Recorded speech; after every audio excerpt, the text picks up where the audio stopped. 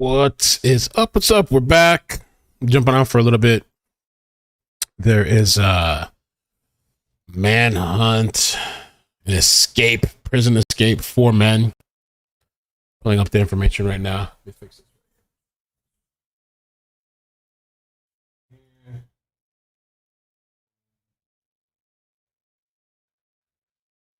Mason. So yeah, we're gonna talk about the situation. I was tagged on the world of Twitter. Allie tagged me, and Nick has been posting about this situation with these 4 escapees. One is wanted for murder. I don't know if he was charged. I guess he was charged with murder, strangling his former girlfriend. So we're gonna get to some of those details. Nick posted this here. Let me share my screen. Got another escape. Joey Fournier accused of strangling Cynthia Cindy Berry, his former girlfriend, in her upscale Barrington Hall home, confessed during questioning to the crime, which I'm kind of curious. I wonder if there's an interrogation for this guy. I don't know. But let me just start. Let's just start out with the press conference, man. Thank you, everybody, for coming to the secondary channel. This is Georgia. It's in Georgia. We have 4 inmates that are out at large at this time. Those inmates are 52-year-old Joey Fournier, white male, gray hair, blue eyes, 5 feet 9 inches tall, and weighs 140 pounds. He's being held into Bibb County Jail for murder. Second inmate is 24-year-old Marc Kerry Anderson, black male with dreads, 5 feet 9 inches tall. He weighs 165 pounds. He was being held for aggravated. Interesting. Got these guys, and they escaped, I believe, all in one vehicle. I think it's a Dodge.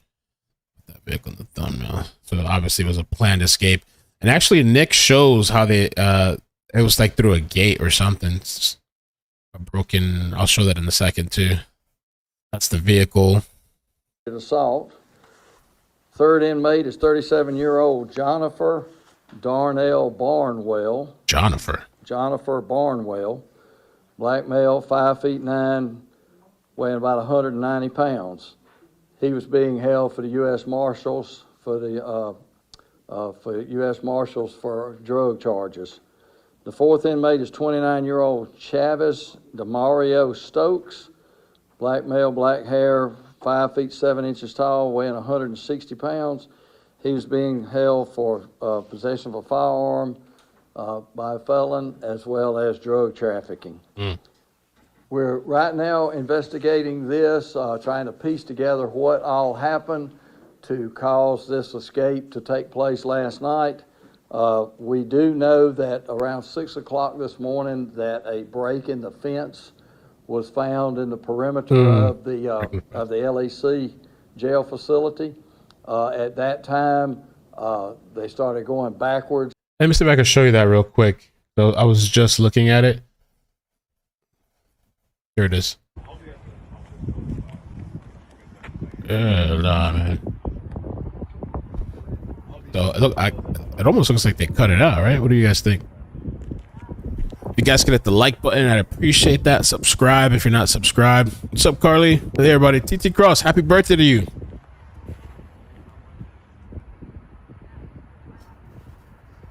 All right, so they got out of here. That show Prison Break is coming back, by the way. I don't know if anybody's ever seen it. I've seen it. I don't know, how many seasons came out of that? I know I've watched it 1 or 2 seasons. I don't know if it's only 2 seasons or 3 seasons. There's a new one coming out. To figure out what happened, they started viewing video footage and discovered that right around 3:30 this morning, these inmates were able to leave out from a day room window on that's what it is. On a second floor day room area of the jail. They were able to get out, go through that window, and run out through a break in the fence. There was some video footage of a vehicle that had been there earlier in the evening that looked like they had been tampering with the fence. as well as bringing some items into the enclosed area of the fence that we believe were used by these inmates to escape. That is why we have a lookout now for this blue Dodge Challenger. We have that vehicle. We really have very good reason to believe that vehicle really? is involved in this situation. One thing I want to make clear: whenever we put this out earlier, we let everybody know. I think we got word out to the school system just as a protocol to let them know that we had an escape, but there's been no indication whatsoever that any school or that any. So people are wondering specifically where the escape happened. It's Bibb County Detention Center in Macron. It's about 84 miles southeast of Atlanta. So Bibb County Detention Center. Of these inmates or any of these escapees have been anywhere around any of our schools in our area. Right now, we are following up on some leads as to where these individuals may be, and going forward, we have our partners in the FBI, ATF, state partners. This is an all hands on deck situation when something like this happens. So right now we are we certainly want people to call in as to where these individuals Crime may be. Stoppers and 1-877-68-CRIME.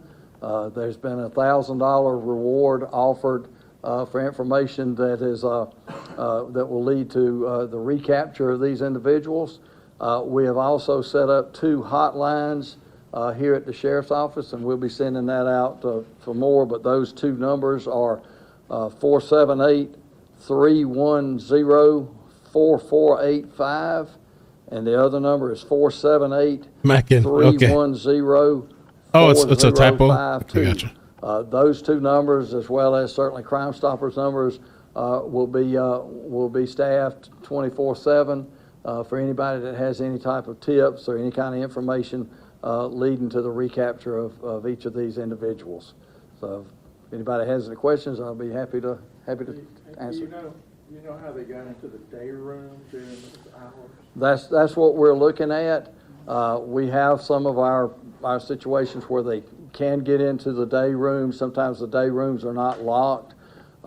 Typically, when they are supposed to be in bed, sometimes the day rooms are not locked. Some of the doors are where they're not able to be locked, and then sometimes they're not. Typically, that's not an issue because the inmates are supposed to be at another part of the jail. But these inmates were able to get into the day room and work to open up this window. So all of that's being looked at. Go ahead, Greg. I was supposed to ask if the white guy is possibly in Rome, Georgia, his brothers, where they last found him. Well, they could be anywhere. Any tip, these individuals could be anywhere. We don't know if they're all together at this point. We don't have any reason to believe that they had any type of association with each other out on the street, but they certainly had some type of association with each other in the jail. So to take them to the point to where that they all wanted to escape together, but whether they're how long they stayed together or even if they're together at this point, we don't know. Why was the public not notified before 11/20? Well, we were looking at it. We had to backtrack to figure out when it was that this escape happened. If we had had an escape, when it happened.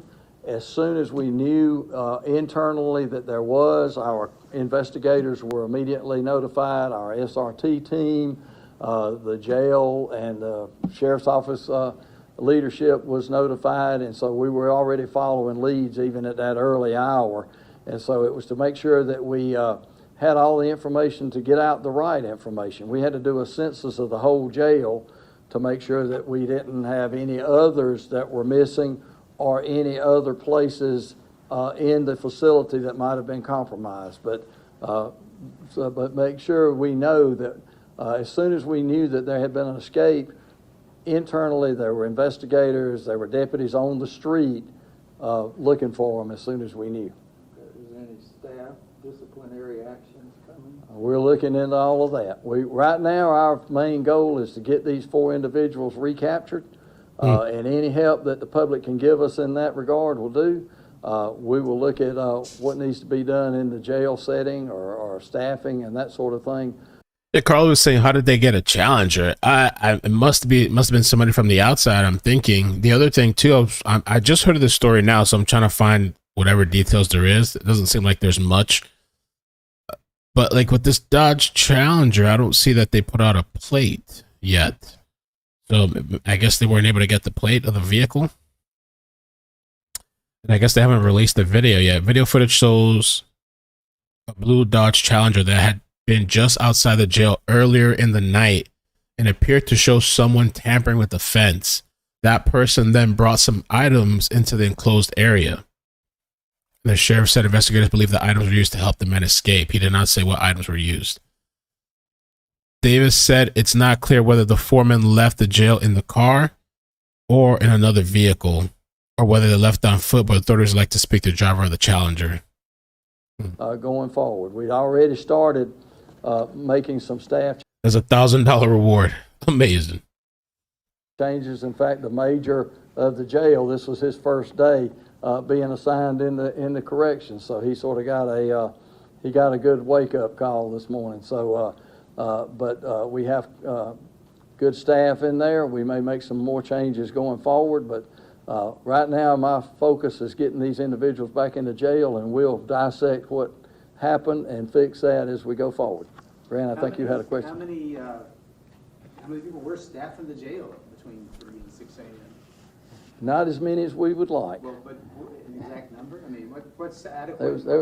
There was less than 10 people working in the jail. Yeah. And how many people detained currently? I'm sorry? How many people do you have detained currently? Like, A little over 800. Damn. So that place only has 10 people on staff, and that facility has 800 people in there. I'm see if I can look up that facility. And so that's been an issue for us. Staffing, the conditions of the jail. Hey, well, they wanted to fund everything, so I guess. Jail.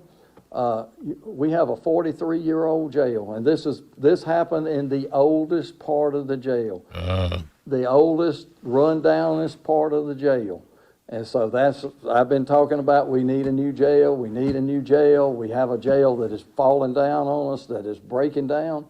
I think there's some elements of all of that played a role in this particular situation here. So, not blaming anything. We're going to go back and figure out what were the causations of this and rectify those things. But there's never just one thing that causes something like this. There are several things. Staffing is one of them. But there are things that might could have been done differently as we look into this. There are things that might have alerted deputies as to what was going on, that they could have checked into it, but that's all being looked into. We have an internal affairs investigation going into that right now. But right now, I want to catch these guys. We want to catch these guys. That is the most important thing right now, is to get these 4 individuals back into Bibb County Jail. What's the normal night shift? I'm sorry? Staffing-wise? It varies. It really does. It depends on how many people are on a shift. It depends on how many people, you have people who call in. We have part-times that come in. Sometimes we don't have as many part-times working one shift as we do another. It's always a management thing. It's always trying to get enough people on staff. And you can start off thinking you have 15 or 20 people working. Somebody calls in sick. Somebody has to leave. Something happens. So we're going to look at all of the factors that went into the staffing decisions and the staffing levels last night to see what role that played into it. Gotcha. Is that 15 to 20 person number that you mentioned the ideal staffing, or what is the ideal staffing for the night shift? Well, for any shift in the jail, about 30 people. We've not been able to have 30 people in the jail working on any shift in a long time. We're able to do it with less than that. We're able to do it with as few as 6 or 8 people. But when you want an optimum staffing level, to have every position covered, it takes about 30 people to do that in the jail. And so that's some of the things we're working on. We get people hired, we having part-timers coming in and work towards that. But we're going to drill down and figure out what happened last night on staffing levels, any type of notice that might have been given, or any kind of information that might have been intel into the jail and that sort of thing. But that, as I said, that's a standalone investigation. We're looking into that. Right now, the most important thing is to get these individuals. I know, right? You guys are talking about the reward. They put $1,000 reward, and who said that, Judy? $250 a piece. Damn, bro. They're like, whatever. They just put like a small amount. Yeah, we get them if we get them, whatever. Get these individuals back into custody. Is this the same hole they used to do contraband a few years ago?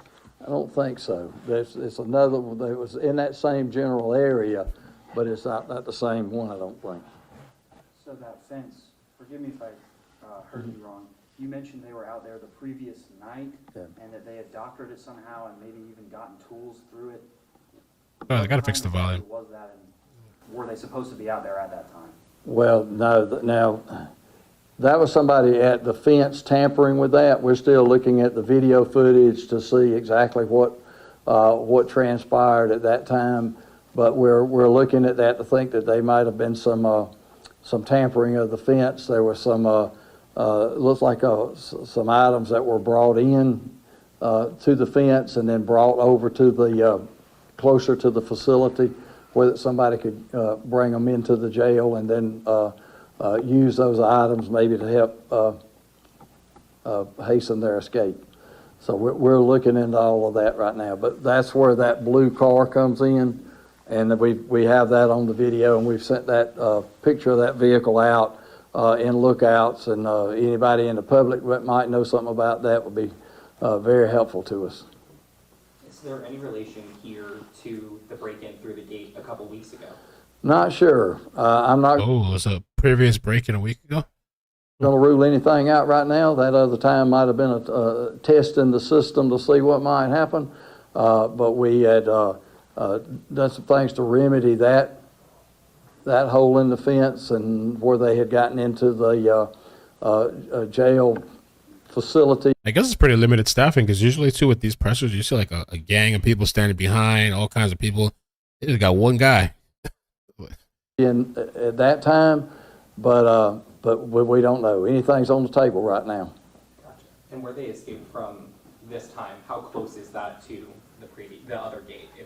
Sorry, if that wasn't clear. No, it wasn't. It wasn't very far, but right on it. But we're pretty close. I got more. Keep going. All right. Do you know who the blue car was owned by? If I knew that, they'd be in jail right now. On that same vein, are the flock cameras Tweet, in operation yet? I know Oh, that we was really talked about nice. that before. Thank you, Nick. That No, was nice. Thank you for retweeting. The flock cameras here in Bibb County are was not looking up for and your running tweet. yet, but there are flock cameras in every county around here, and we are accessing that database. We do have cameras here in Macon that we are using, that we're looking at to see if we can, and some of those cameras have been able to show us a little bit of information that's been useful to us. So we're trying to compile all of that data and get all of that, all of those images, and we're hoping that anybody that might have seen something real early this morning, because there's not that many cars out.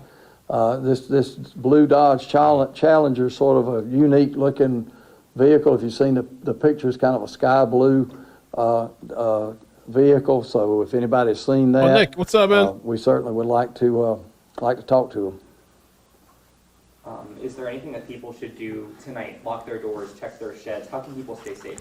Well, be prudent, obviously.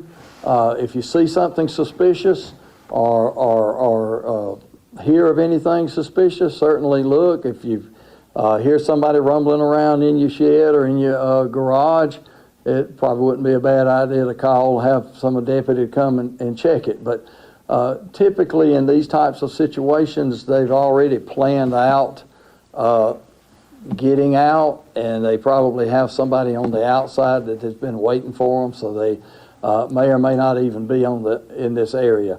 There's nothing to indicate to us that they're still on foot anywhere near the jail. I mean, we've had escapes in the past where we catch them within a block or two of the facility, but in this particular case, we've not had any indication of that. We've canvassed the area all around the LEC and have not found anything. Did they use that car, the blue car, to escape? We're not sure. Ooh, we saw so Nick says, by the way, so make sure you check out Nick's YouTube. I don't know if you're still posting there anymore, but definitely check out his Twitter too. I put the links in the description because he was one of the people out there with Danilo Cavalcante, the previous escapee that we were covering, and he was on the ground, boots on the ground for days, like just, getting us video that nobody else was getting us. JLR was out there too. So definitely check out his content. I like how he formats his stuff too. He has a nice way of formatting the information. I was checking out his tweet, and he has like everything here, or a lot of details, some of the basics that you need. And even this whole situation with this guy, Joey, that strangled a former girlfriend. And this guy confessed. I was trying to find more articles about this guy, but there's not much because I was trying to see. He literally linked the article. Look at that. He's perfect, man. Who does that? That's great. I love when people do that. Okay, we'll take a look at this in a second. We'll let this video play. But yeah, I wanted to read just a little bit about. There's not much though. For some reason, there's just not that much information about this alleged murder. And one of these other guys, drug trafficker. Oh, well, over here he has it too. This guy, Nick has it. This guy, Joey, on the night of February 20th, authorities believe that Fournier was dropped off at Barry's place by a friend, a co-worker of his at a construction firm owned by Barry's family.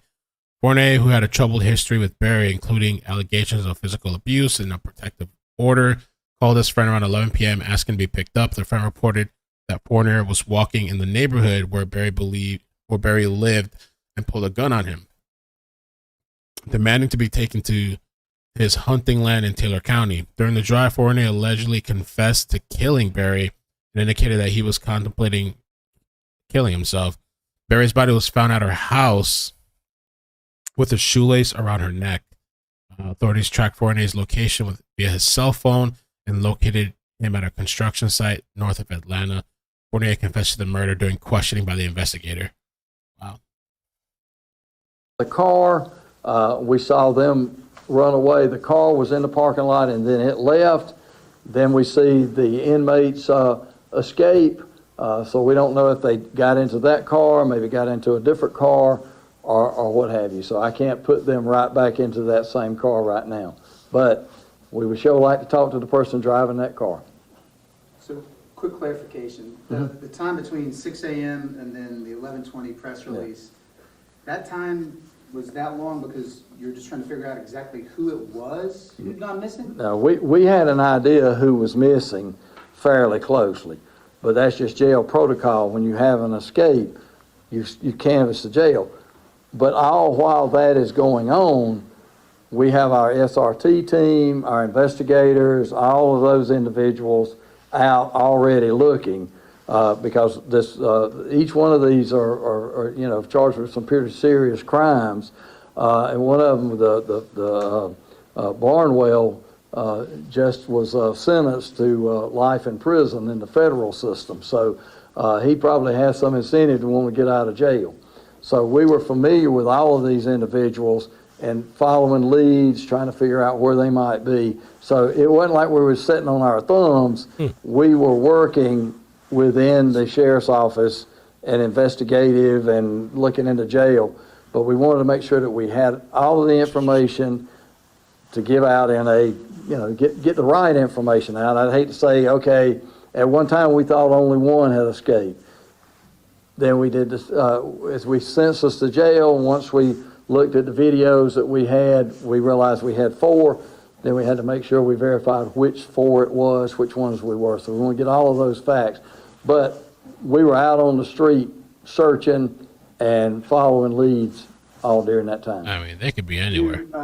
When deputies are working the jail, do they do counts like they do in a prison setting periodically, Yeah, where they yeah. just They're are constantly updating? They're supposed to count at every shift, but when this happened, it was between counts, obviously 3:30 in the night, they're supposed to be asleep. That's not when they should be doing block checks and that sort of thing. We're looking at when block checks were done, all of that. That's, as I say, that's all part of the internal investigation that you're doing for the jail. This is sort of like if a water pipe bursts, first thing you want to do is to stop that water flowing. Well, we've got an inmate jail burst that we want to catch those inmates right now. That is our first priority. The jail, we have the jail on lockdown as much as we can with the facility as it is. And so we want to capture these inmates and get them back in a secure facility. And then we'll deal with whatever other factors that contributed to this escape. But you have to remember there were four people who decided they did not want to be in jail, and they made effort and made things happen to where they were able to escape. And so we want to get them back in, and then the things that we need to fix on our end are the things that contributed to this thing. Staffing, the jail facility, the building itself. Yeah, you got a list. I mean, at least he's being straight up front, but it's like a list of just like things that I guess went wrong. All of those kinds of things will be looked at. And so Or they're being he's just looked talking about at what's gonna be now, looked at. but right now I want to catch these folks. So we talked about when the press release went out, but I want to take it back. What time did you guys tell the school system what was going on and when they went on lockdown? What time was that? What time did y'all call the school system? I know that was. We never called the school system. I know, but somebody What? from the. It was about 9 or 10 o'clock that they were notified, and we did that as a protocol to let them know we've had escape, and then we didn't, certainly as being a partner in the community, let them know of what's happening. There was not any kind of indication that any of these inmates would even be around the school at all, but just to let them know, and then they have their set of protocols that go into play, whether it be a modified lockdown or whatever they do. That's their protocols that they followed once they got this information. But let me be clear, there's no indication, even at the beginning or now, that any of these inmates were ever around any school. You talked about the gap between it initially happening, you guys finding out at 6 a.m. and then the press release at 11.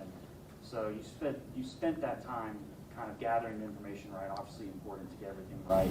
So you notified the schools at 10. Yeah. How much information did you have for them then?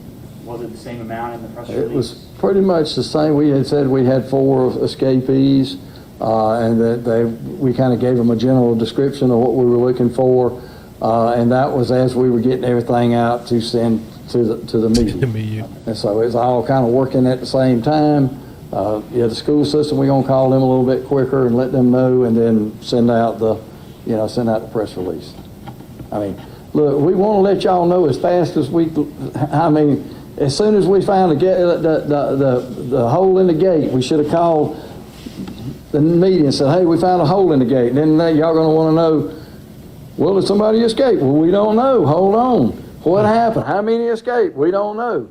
So we had to get all of our information together so that we had a complete picture of what happened, so that we let you know. And so I know that we like to get it out, but while at the same time our investigators were already on the street, our SRT team, and you never know, we might have caught a break and caught 1 or 2 of them, or all of them in that interim time. But the indications are they have gone away. I don't know if they've gone from this area.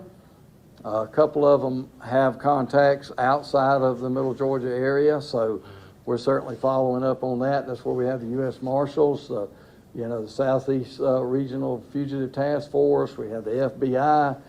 We have all types of different technologies and tools that we're using to follow up on this. And I feel comfortable that we'll be getting leads. We've been getting leads so far, and we'll continue to get them as we go forward. What processes are in place to prevent this sort of stuff? Is there some sort of alert system or anything that would tell you when they open the gate or something? Well, there's supposed to be that. That we're looking to see what happened last night. There should have been somebody that heard some tampering, and there's some indications that somebody might have, and we want to make sure that what was followed up on it. But you can guarantee that there will be a heightened vigilance on what goes on in the jail going forward. I mean, we always, in that, we know that there have been some things that we needed to shore up. The jail's been in the news lately. The conditions in the jail, the neutral oath, and that sort of thing. Maybe, maybe they got tired of eating neutral oath. I don't know.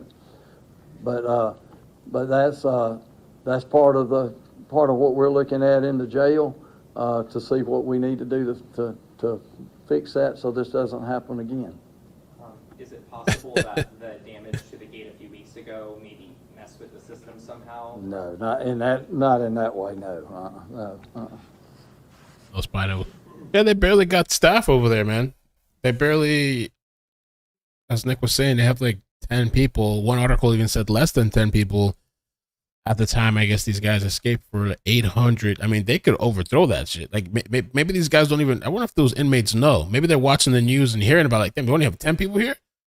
They could do like a mass exodus there if they wanted to. All right, anybody else? Anything else? Sure, Go on, I just Anthony. got word that the 4052 number is very staticky, so we added a third one. I know you put it out, 4052, scratch that. 4502 will be one of the two that we know are solid. That's All right. we know they're working. All right, let me give you those numbers one more time. You got certainly Crime Stoppers, 1-877-68 crime. We have the Okay, chairman Bill, of thank you. Macon Check it Regional out. Crime Stoppers, Warren Selby here. Thank you for coming, Warren, and kind of showing support and doing that. Ooh. But we have I like it. Macon Regional Crime Stoppers, 1-877-68 crime. Get a $1,000 reward. Ooh, yo. Also, the other numbers are 478-310-4485 and then 478-310-4502. 4502. And I know the FBI and some others are getting up some reward money, and if once we know how much that is and what that's going to be, we'll be sending out a release on that very soon. Plus, we'll be sending out another flyer to everyone that kind of has their pictures and has the information and that sort of thing, and it has these hotline numbers on it also. These men are dangerous. I'm sorry. And these men are dangerous. Don't try to mess with them. I would think that anybody who's escaped from the jail with some of these charges would be somebody that probably does not want to go back to jail, and that anybody that would want to try to stop them, a civilian or somebody that is not ready to fight, probably would just best call Bibb County. one of these hotline numbers and let us deal with them, because they are charged with some serious crimes. 3 out of the 4 have been in our jail several times before. So yeah, I would consider these individuals to be a little bit dangerous. One more thing, so I just thought of it. Sure. Something like this, it's not going to be communicated over, landlines in the jail. Do you have anything that suggests that they might have used cell phones to communicate with these people? And if so, how do they get in there? That's something that we're looking into. And I'm going to tell you, I'm not going to stand up here and be so naive as to think that there's not cell phones in the jail. And the cell phones may have not played a role in this particular. Yeah, you see these people all the time streaming and stuff, or they have those TikToks, prisoners that got TikToks going viral and stuff. They got access to all those devices over there. there's not a jail in Georgia that doesn't have cell phones in it. There's not a prison in Georgia that doesn't have a cell phone in it. And so to what level that type of communications played in this escape, we're gonna drill down into that. So yeah. Do you have an estimate of like how many you think are in there? I wouldn't venture to guess. I would say more than 2 and less than 50. There's no way to know. Ask a prison warden how many cell phones are in his facility or whatever. I mean, you don't know. Every week, our deputies are doing shakedowns and searches in the jail, and they're finding cell phones. If you remember, just 3 weeks ago, we arrested one of our part-timers for bringing in cell phones and other contraband items. So it's always a cat and mouse game with contraband and cell phones and that sort of thing in a correctional facility.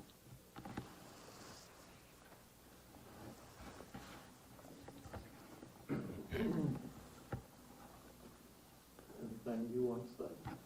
I just want any help that the public can give us. Anybody that knows somebody that sees this tonight knows where these 4 people are.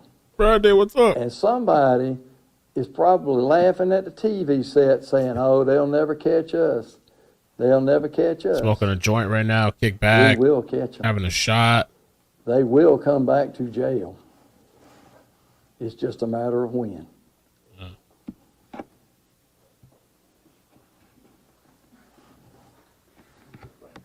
He's no great judge, but hey, he's honest.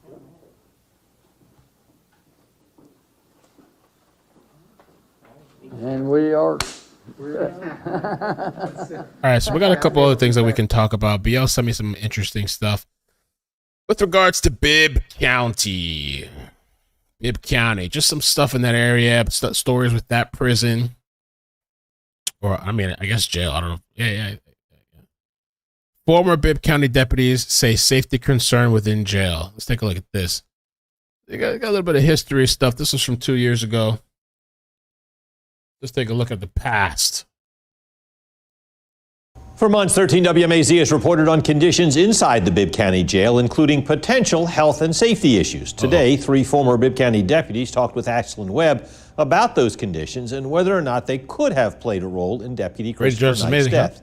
Ashlyn joins us live at the Bibb County Jail to share with us what the former deputies told her. Yes, Frank, all 3 former deputies I spoke with worked at the Bibb County Sheriff's Office for 7 to 8 years. They all knew Deputy Christopher Knight and watched him grow as an employee. But they say this conversation about jail safety is long overdue, and they believe if conditions inside the jail were better, that Knight might be alive today. They say jailers aren't the only ones afraid. So are the inmates. In the environment they living in, you got the inmates, they scared to be on the block because they getting assaulted. Because they cell door don't close. They scared. They want to be moved. And they say even the inmates complaining. Sometimes that's when inmates act out, even towards deputies. The 3 former deputies, James King, Stephanie Young, and Lawrence Pritchard. Oh, those are the deputies. Say overcrowding and cleanliness. Wow, whoa. We got to rewind that. Hold up. James King, Stephanie Young, and Lawrence Pritchard say, what in the heck? That looks like something at the border. Wow. Did they just glided over that so quick? Like, what? What is that? Like a recreational center? Or is that where they sleep? That's their rooms? They just pack them in there like sardines? Like, wow.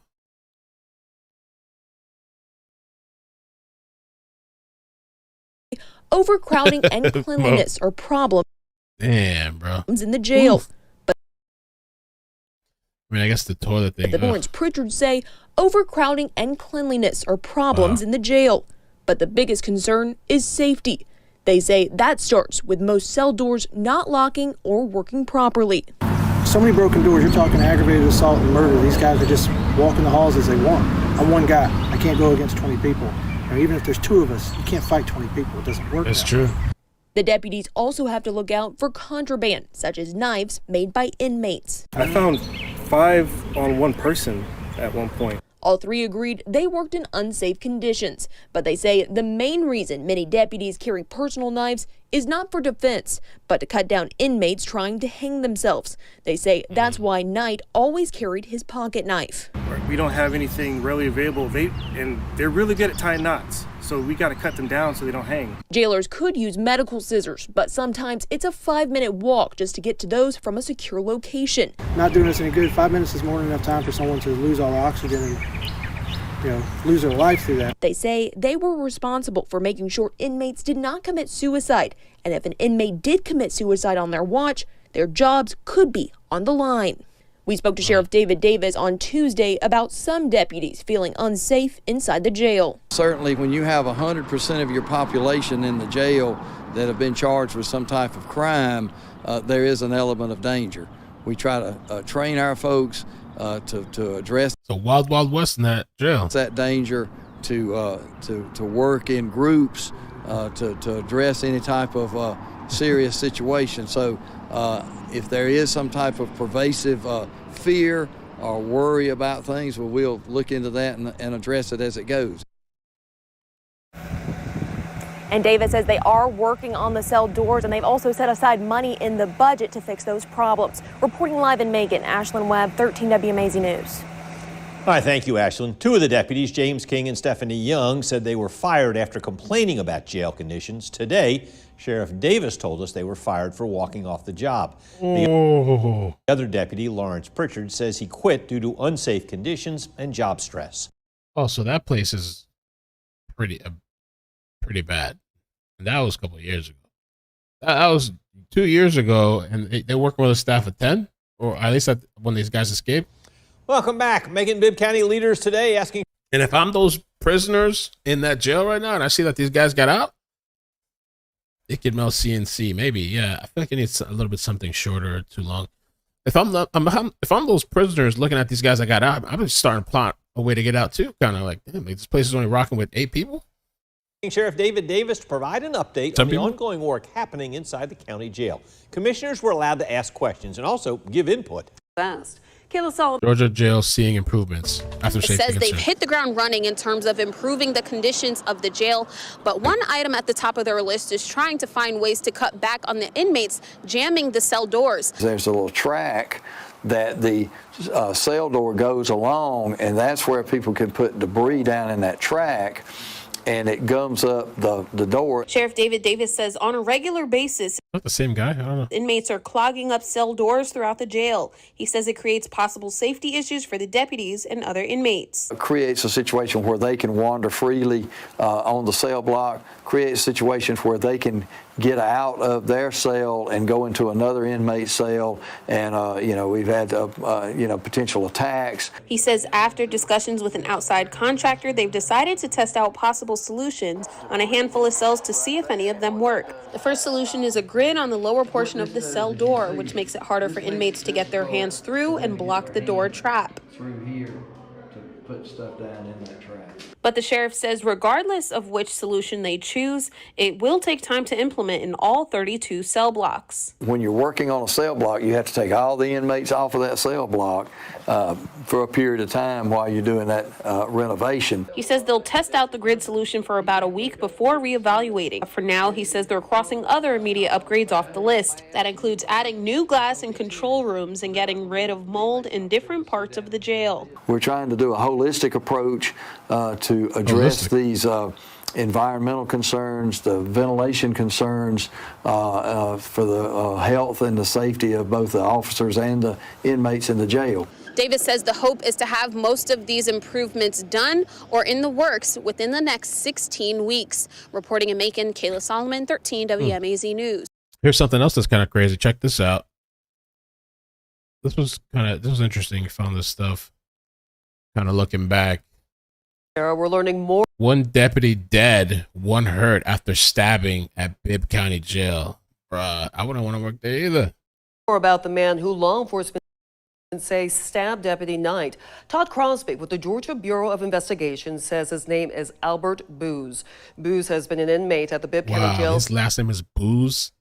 since November 2020. Stabbed his officer. According to jail records, he was being held on charges of criminal damage to property, giving a false name. Almost was looking like that guy. Almost looks like the guy we just watched talk, right? But that can't be the same guy, right? Hope it's not the same guy we just saw. And trespassing. Those are all non-violent charges, but now he's accused of stabbing and killing a deputy and injuring another. So what happened this morning leading to this outcome? The GBI's Todd Crosby says it started when deputies moved booze for disciplinary issues. Ashlyn Webb joins us live from the Law Enforcement Center to walk us through what happened next. Ashlyn. Hey, that does look like him.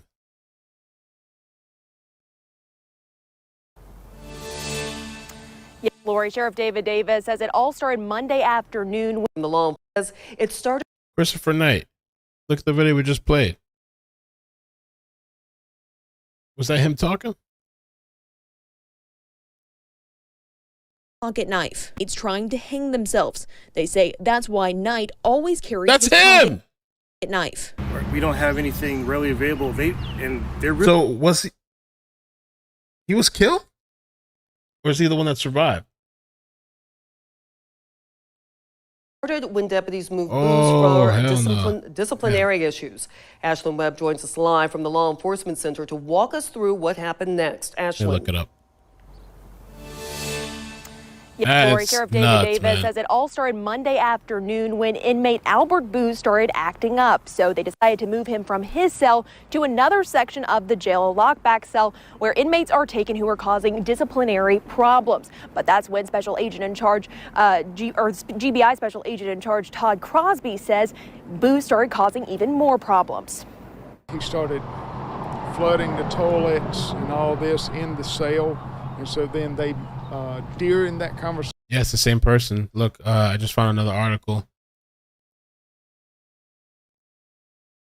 It's just kind of crazy to say he did an interview talking about like the safety issues and stuff. And then look, trying to go to Bibb Sheriff's Office remembers slain deputy stabbed in jail 2 years later. He later died. That is wow.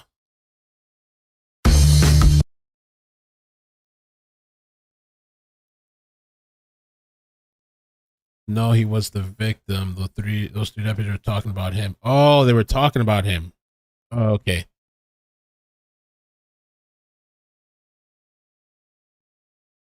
Oh, yeah, because that guy looked so similar to me. I thought it was him. This guy here, I thought it was him. Really good at tying knots, so we got to cut them down so they don't hang. Jailers could use medical scissors, but sometimes it's a 5-minute walk just to get to those from a secure location. Not doing us any good. 5 minutes is more than enough To cut down inmates trying to hang themselves. They say that's why Knight always carried his pocket knife. We don't have anything really available. It's sort of like this is him talking. They said that's why Knight always carried a pocket knife. They're really good at tying knots, so we got to cut them down so they don't hang. Jailers could use medical scissors, but sometimes it's a 5-minute walk just to get to those from a secure location. Not doing us any good. 5 minutes is more than enough time for someone to lose all the oxygen and lose their life through that. They say they were responsible for making sure inmates did not commit suicide. And if an inmate did commit suicide on their watch, their jobs could be on the line.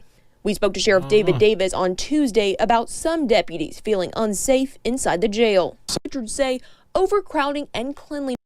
I don't know. Not him? They say it's not him? Conversation with him, he made the comment that he wanted to cause bodily injury to himself. He wanted to commit suicide. Deputies put Booz on suicide watch and started moving him to an observation cell in a different part of the jail a little after 2 a.m. Tuesday. Crosby says 4 or 5 deputies helped move Booz, who was handcuffed. This incident occurred as they were putting him into the observation cell when they were removing the handcuffs. Crosby says Booz, who at that point was not handcuffed, grabbed a pocket knife from off of Deputy Christopher Knight.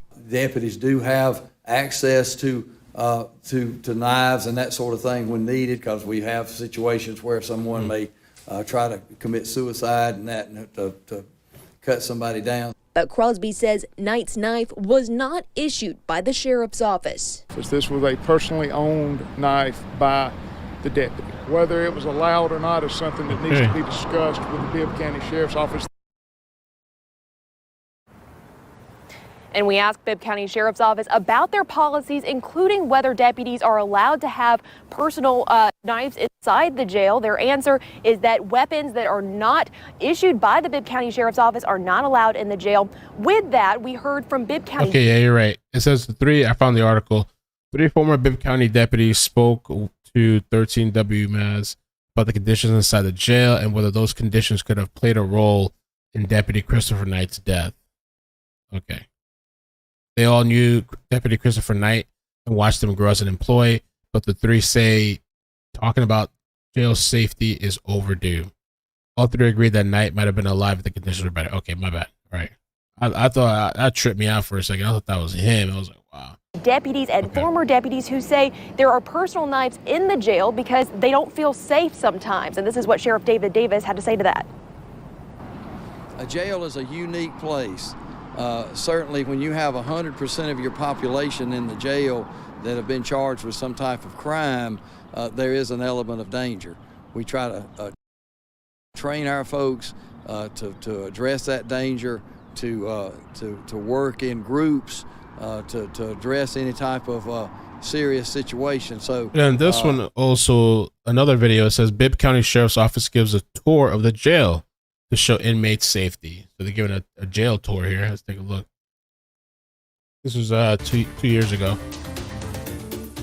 Our top story today, the Bibb County Sheriff's Office gave us an inside look at the conditions at the Bibb County Jail. This week, a viewer sent 13 WMAZ photos that showed inmates who weren't wearing masks crowded together and as if masks are going to do that. You have that many people on top of each other sleeping on cots. That story caused a stir among some county commissioners Tuesday. Wanye Reese picks up our live coverage in downtown. The outrage about the mask, not the conditions. Macon and Wanye, what did you learn today during the tour? Well, Lori, Bibb County Sheriff David Davis took us inside of the J Block. Now, that's where inmates are held after they are arrested and booked. Now, let me tell you what I saw today. I saw inmates sleeping on cots. I saw some inmates that were wearing face masks and some that weren't. And I also saw a lot of inmates weren't social distancing. But the sheriff, he reassured the media today over and over again during the tour that they are doing everything that they can to keep inmates and staff members safe. On Thursday, the Bibb County Sheriff's Office allowed the media to tour parts of their jail.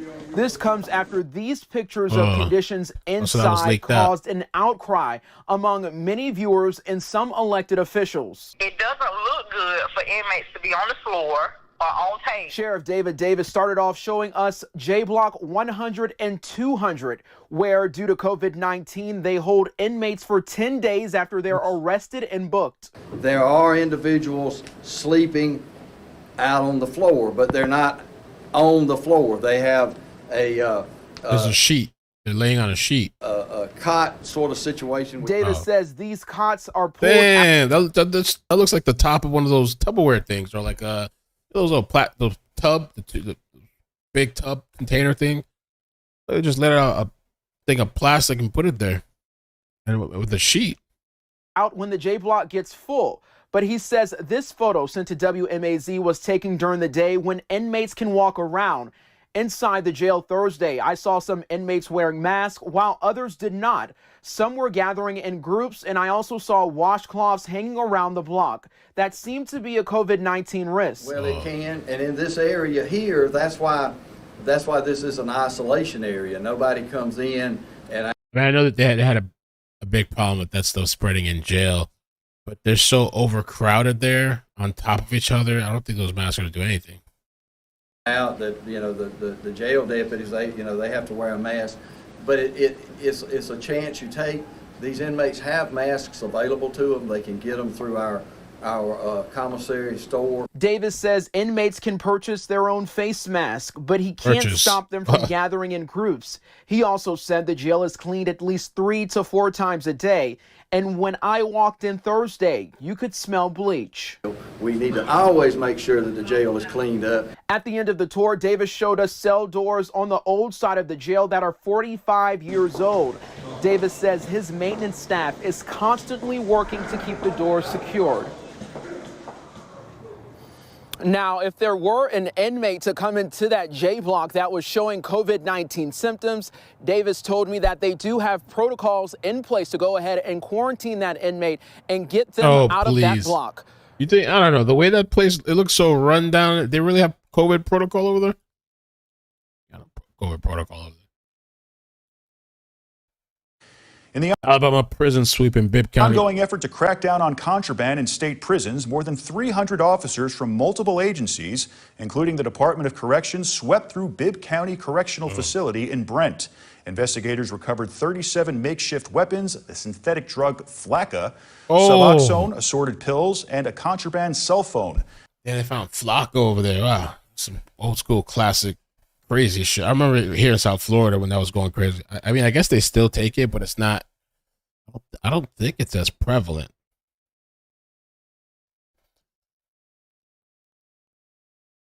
Tonight, fights happen in every jail. We often hear complaints about fights in the Bibb. This one's from 5 months ago.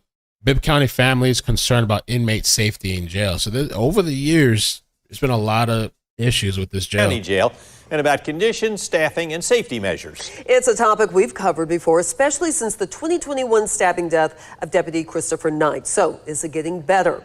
Ashlyn Webb joins us in studio to share what she knows.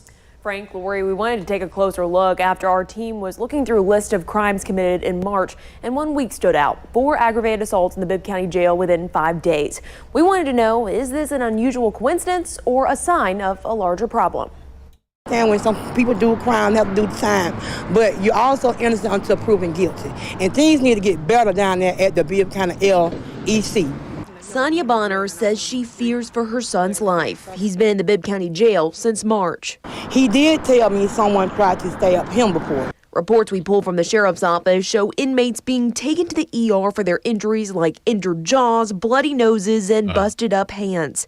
But there are other reports like the one on March 14th, where several inmates attacked another in the shower. The report says an unknown inmate covered up a camera with an unknown object when the assault was happening. The inmate who was beaten suffered eye injuries. Then, 4 days later, on March 18th, roughly a dozen inmates were reportedly doing drugs. The sheriff's office says inmates produced those drugs inside the jail with things like bleach and paint stripper. The report says 5 of those inmates attacked 7 others, some with shanks, stabbing, and cutting them. Major Eric Woodford says jailers try to do shakedowns every day, checking for weapons. Well, they will tear up anything. They will tear up their lights. They will tear up their bunks, the tables, whatever they can break a piece of metal off, a broomstick. I don't think they're looking what they need to look at. I don't think they're doing what they need to do as officers, as guards. I don't think, because if they was doing their job, it wouldn't be so many stabbings, so many fights in jail. But Woodford says the problem with fights in the jail comes down to inmates' behavior. We're talking about offenders who are on the street, who are now in jail for committing some crime out on the street. Coming to jail is not going to change them instantly. Woodford says number of assaults in the jail has dropped since last year. For example, there were 8 assaults this March. Got some more stuff here. Bibb County Jail inmate escapes Macron Hospital. Also new tonight at 11, the Bibb County Sheriff's Office is looking for an inmate who fled from Atrium Health Navicent this afternoon. 20-year-old Hakeem Romer Barrett was at the hospital for a medical issue. While using the restroom, he climbed through the ceiling to an adjacent hallway and ran from the hospital towards High Street. If you see Barrett, call the Bibb County Sheriff's Office at 478-751-7500 or Crime Stoppers at 1-877. That was a year ago. Got a bunch of stories here.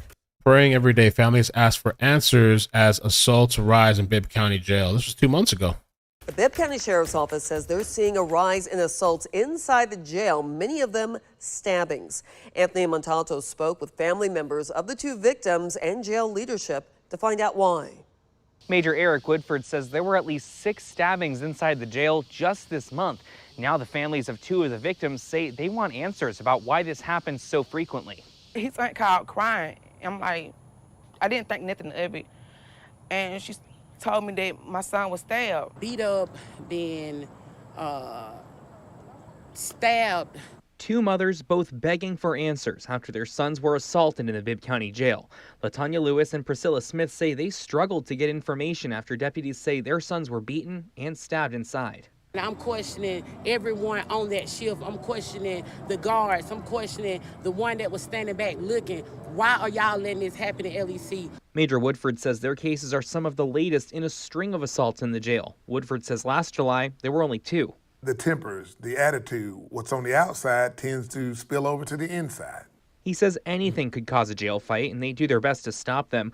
Woodford says deputies make rounds at least every hour and a half, and someone is constantly watching security camera feeds. But sometimes it all happens too quick. Wow, the guy literally pulled out a knife. The offender minutes, seconds, to get into an altercation. The Snapchat video you saw was of Smith's son, Christopher. She says Christopher is now in his own space as he recovers, but the experience left her and her family shaken. I'm praying every day that when he went in there, he was alive. I'm praying to God and when he's They posted it on Snapchat? out, that he is alive. Smith says she's planning legal action in the future and just wants something done. She's calling for a full inspection of the jail and all its procedures. In Macon, Anthony Montalto, 13 WMAZ News. Okay, I think there's one more, and then I want to show an article that Cheek sent to me. This one's short too. Updates coming. It's out of order, but let me see if this is everything. Good evening to you, and thanks for joining us for 40. This one almost doesn't even matter because this was a year ago. They're saying updates coming to the jail, but like we're seeing things from like a month and 2 months ago where they clearly have a lot of According issues. to Captain Charmaine Jones with the Bibb County Sheriff's Office, those updates include safety mechanisms like metal plates installed on the cell doors to keep inmates from tampering with the locks. Making sure the inmates can't just, stick their hands out of the cell, try to use jumpsuits or t-shirts, anything to tie any kind of contraption. Brighter lights in the updated cells. Mechanism from working.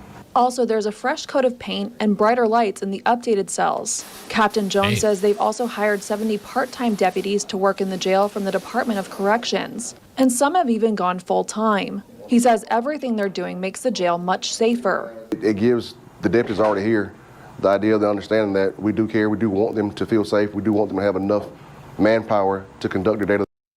Well, that hasn't worked out so well, right? Okay, let's take a look at this article here too that Jake sent me, and I remember hearing about this story. Oh shoot! Oops, didn't copy the whole thing.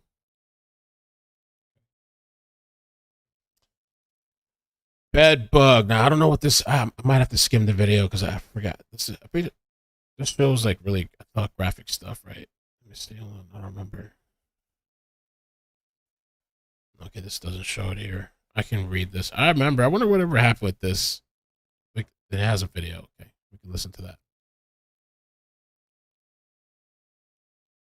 This journey in the very beginning, when we first released those photos, the first question that you all asked was, how did he die? The sheriff put out a statement, as you all may recall, that the death at that time was undetermined. The dependent autopsy from the Fulton County medical examiner put undetermined, as you all recall, as the cause of death. We now have the independent autopsy results. So we now know what caused LaShawn Thompson to die. And it was criminal negligence. As you recall the facts of this case, he was arrested in June of last year. He was thrown in that cell in the mental health ward and left there to die. He had no medications, as you've heard. He was dehydrated. He had no food. He was not bathed. And I have to remind you, you can show this, I believe, the picture of the cell. Okay. This is the filthy. Let me take myself off the screen. Conditions Wow. that LaShawn Thompson was housed in for 3 months at this jail. No one ever came in to help him. And as Attorney Trump said, decompensated schizophrenia means you cannot help yourself. He was unable to clean his own cell. He was unable to care for himself. It was their responsibility to care for him, and they did not. So what happened was, right, Tomo? They painted the walls, fresh painted coat, right? over time, he was dehydrated, He was malnourished. He lost, we now know, about 30 pounds. And he was lying there in that cell, and the rhythm of his heart began to beat out of whack, out of control. It was an arrhythmia. So the autopsy report calls it a cardiac arrhythmia. If you want to read the whole So what it says here, this is Dr. Mitchell. For these reasons, it is the opinion of this forensic pathologist that Mr. LaShawn Thompson died due to severe neglect, the combination of dehydration, rapid weight loss, and malnutrition, complicated by untreated decompensated schizophrenia, which means, again, he could not care for himself. All of those factors led to a fatal cardiac arrhythmia. LaShawn Thompson's death is no longer undetermined. Tell it. It's enough that the bed bugs and lice sat there and ate my brother to death, but the neglect hurts me the most. That in 2023, that we'll see people leave people, let them torture, let them rot in the cell. That hurts me the most. These images all over the internet, all over the media, it's disturbing, it's horrific, and it's a big impact on my family. I have another brother, and seeing these images and going through this as a family sent him into a mental breakdown.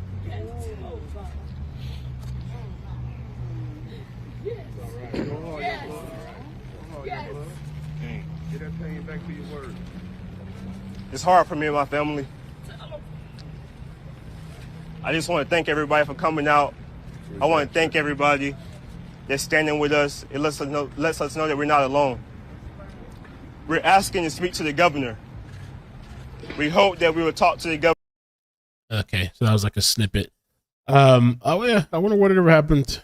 I wonder if, I don't know, did they settle or something? And this is a Georgia facility too, right? Let me see. Fulton County, Georgia. Ben Crump. Colin Kaepernick paid for Thompson's independent autopsy. So they just, he had some, let me see. That's pretty wild though, somebody eaten alive like that. He was covered, right? Like covered in bugs. Family calls for justice after death of inmate allegedly eaten alive by bed bugs. I thought there was like, you think they settled? Okay. I thought there was like pictures. I can't pull it up here, obviously, but I thought there was images out there circulating and stuff like that. So, they said that he was suffering from schizoaffective disorder, bipolar, and acute exacerbation.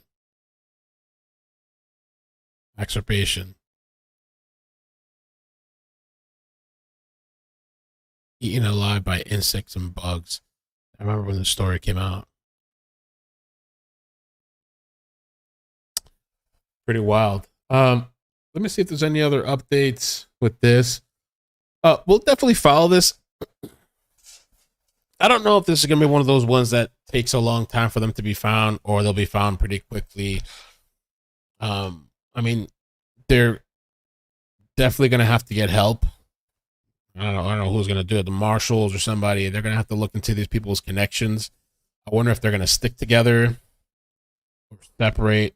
I think they probably, I mean, how do these people even know each other? Or did they just plot this together and escaped and then go their separate ways type of thing? They're probably better off splitting.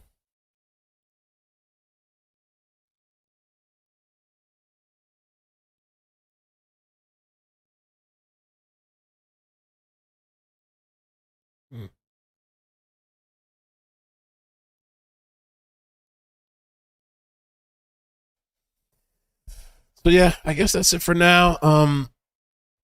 If there's a chase, I'll be back, or if there's any kind of breaking news, I don't know what we're gonna do tomorrow on the main channel. We'll see. I think tomorrow maybe I'll do what I said we're gonna do as far as like watching the rest of the body cam. If people still they actually want to see that, we can do that. On the 30th of October is that Caitlin Armstrong thing. We could do highlights of this trial for the Florida man. Just I'd have to see about that. Skip around for highlights. And we'll probably need to prep. If we decide to do Caitlin, we'll probably want to do a video on her sometime next week, a live stream or something. 4 million settlement. Wow.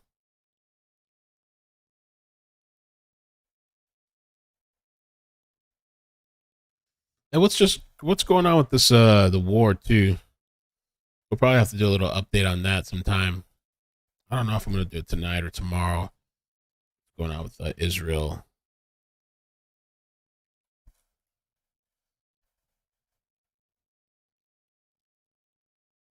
Hamas war rages as crisis deepens in Gaza.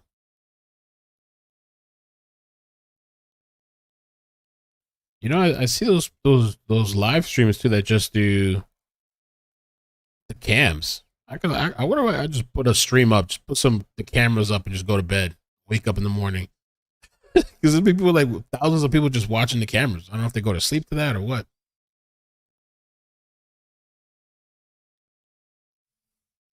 So I'm gonna figure as far as this channel too, because some people were asking about the membership stuff. I'll figure that out. I'm gonna try to. I need to do the images, but I also need to. I'm gonna do a couple of settings. I want to talk to a friend after the stream. Figure out what we're gonna do as far as that for the people that want that. Hamas releases first video of hostage held inside Gaza.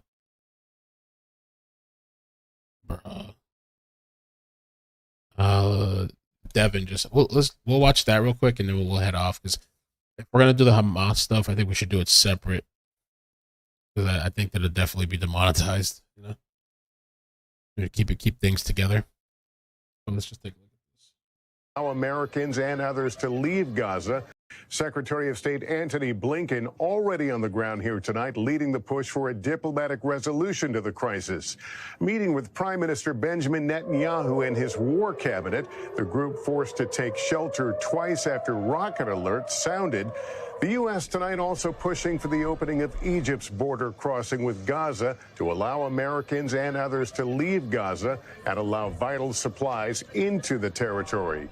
With Israel postured to wage a folds and says it is prepared to release of a hostage held inside Gaza, released by Hamas. In it, 21-year-old Maya Shem asks to be brought home as soon as possible and says she's being given medical care. It's unclear if she's being forced to make the statement. Meanwhile, a Hamas... Yeah, a lot of times they make you say that, yeah, they're giving me medication, yeah, they're taking good care of me, yeah, oh yeah, they're, you know, whatever, and they're just making them say, you never really trust what they say. This is live right now. Let's see. Live briefing LTC. What is that? Is that regards to Israel?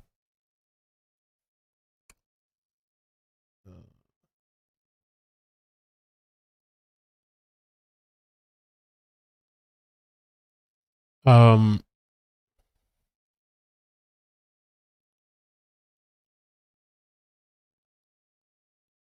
see. Oh, this is beautiful. They made a mural for Gannon.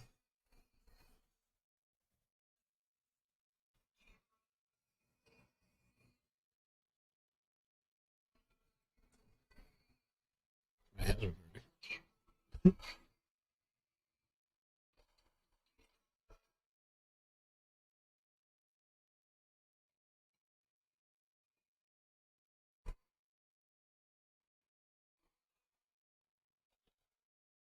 Nice.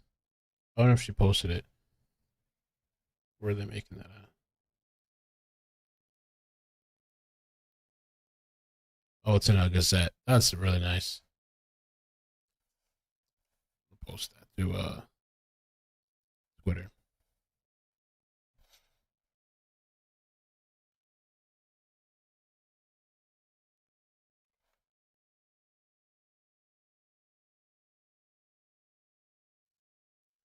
Okay. All right. Well, I guess that's it for now. I will call it. Maybe we'll be back. I don't know. We'll see. All right. But yeah, thank you guys so much. Subscribe, like, follow me on both channels. And yeah, we'll see. All right. Bye. Love you. Bloop, bloop.